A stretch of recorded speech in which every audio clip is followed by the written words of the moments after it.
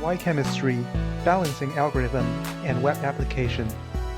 Today we're showing the first and very simple algorithm, searching through each possible coefficients and find the correct one. I wrote this application with virtual keyboards in the layout of a periodic table. This is a very simple example. 7 trials are done, and the results are found in milliseconds. Here's another example, slightly more complex, but we can still find the coefficients with 11 trials. However, things are different if the complexity grows more. To find a solution, over 4,000 trials are needed, and it takes more than half a minute.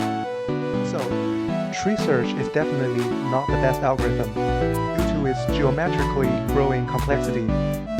Next time, we'll show how to use Gaussian elimination to find the solution much quicker. Subscribe to see more application of computer science.